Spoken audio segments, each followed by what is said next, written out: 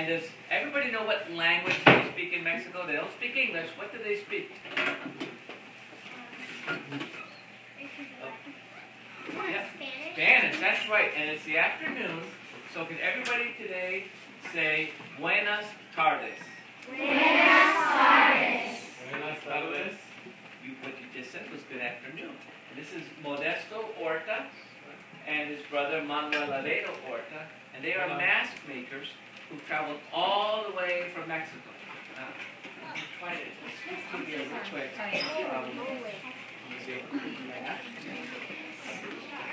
A little bit of a geography lesson. Everybody see this map over here?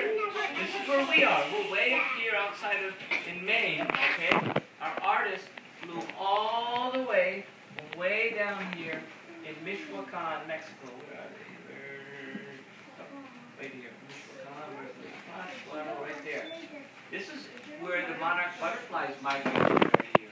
Did you study all about how the butterflies fly all the way down? They go down to Michoacan, way. It's a beautiful area up in the mountains, lots of trees. So that's where our artists come from.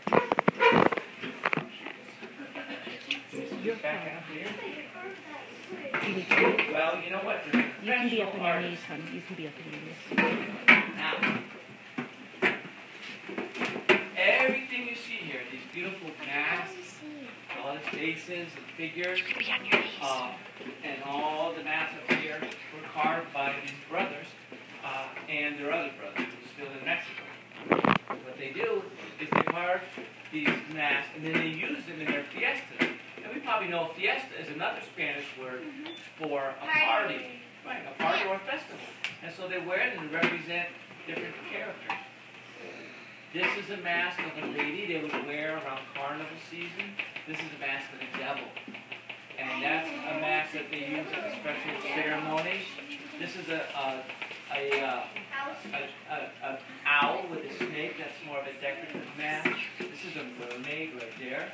And some of those masks over on the left side have skulls and skeletons. And that's because they're getting ready for a big festival called Dia de los Muertos, or Day of the Dead. And it's a time of year when they celebrate all of their loved ones who've died. And like my nanny. Like your nanny. And like my Mexico. That's a weird mask. And then this is another mask they made. It's supposed to be an old man, something. It's an old lady, and just few teeth and long stringy hair. And that's another mask that they made. Well, I've got some masks to pass around that you can wear. You can take your turn. But before I do that, I want to show you what the artists have been working on.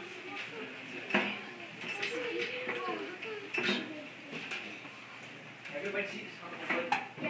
This looks like a piece of firewood to us, doesn't it? But you know what? This morning, this owl looked just like this piece of wood.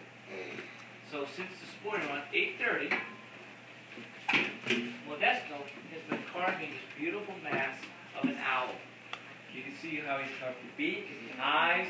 He's starting to carve the feathers. And that's all from one piece of wood. Isn't that amazing? And he's done it all using tools. That's all by hand. He's a very skilled carver. And it's swooped down like that so you can actually wear it. It's like an owl. You should wear another mask. Well, actually I have a mask to pass around. This is a mask that their father made a couple years ago. And we let all the kids take turns holding the mask. You can try it on and then pass it to the person next to you. So you can start with it. Take a look at the mask. You look through the eye hole and then pass it on. This is another mask that was made, but this is made out of wood from Mexico. It's a different type of wood. And look at one side has the face of a lady, the other side has the face of a skull. It's unpainted. That's one that's been painted. Yes, this is the Day of the Dead. So you can take your time looking at that one. Pass it around.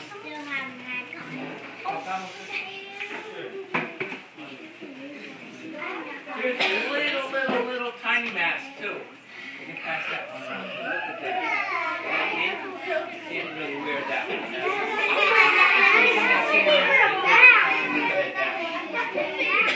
Now, boys and girls, something to show you, something to realize that these men who you see up here, this is their job. This just like your moms and dads have jobs, they might go to an office or work in construction or different occupations. Their occupation is to make masks that they sell to people who have stores or galleries, or maybe get invited to museums. So they have these masks here, but they also make these cute little ones. Look at this one. The tiny little masks. They make masks of animals. Here's one. Here's a mask of a frog. Here's a mask of a chicken.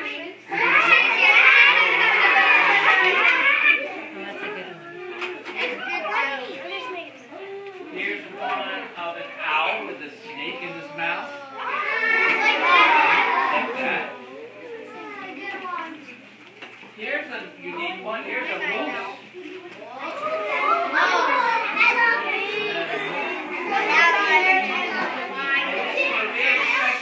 Look at this one. One side, it's a mermaid, what they call a mermaid or a sirena. See that lady's face? It's similar to that, but look at this. If you turn it over, it's a fish. Isn't that neat?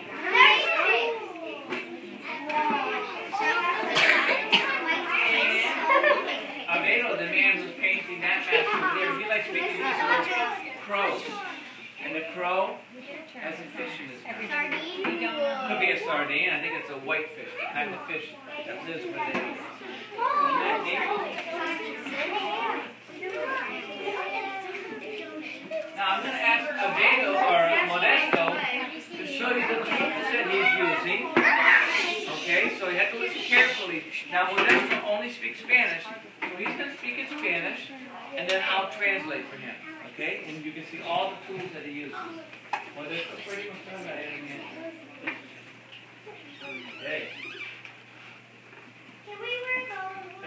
Esta herramienta se llama machete. Es la primera que empecé a utilizar para quitar la corteza del árbol y empezar a dar la forma del tecolote que estoy haciendo con el machete. Okay, that's called a machete. It's a special tool made that he uses in the very beginning to remove the bark from the tree, back, and to make a special, the convenient shape of the mask. Después seguí utilizando el angaro. Este angaro me sirve para dar la profundidad a la máscara para donde va a ir la cara del danzante y empezar a forjar un poco la parte del frente de la cara.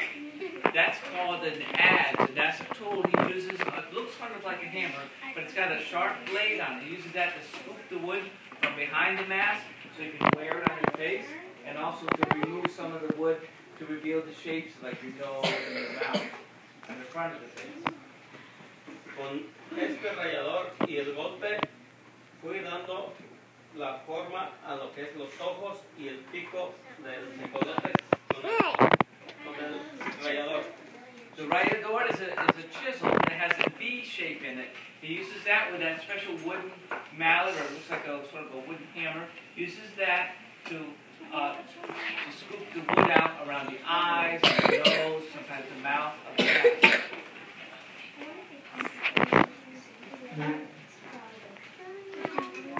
Con la gurbia, esta herramienta se llama gurbia, di mayor profundidad aquí en la parte donde va la nariz del danzante que vaya a utilizar alguna máscara.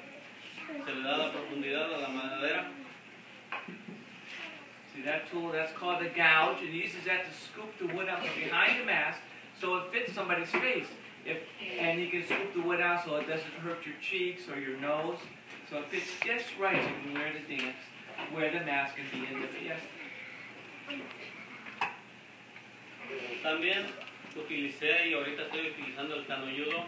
Este es curvo y me ayuda a hacer las plumas que estoy haciendo en toda la cara del tecolote y también me ayudó para abrir el pico canulludo. The canulludo is a fluted gouge, and it's got a nice U shape to it. He's using that chisel to help him make the feathers. He pushes it into the wood and it makes a semicircle, then he puts it down there.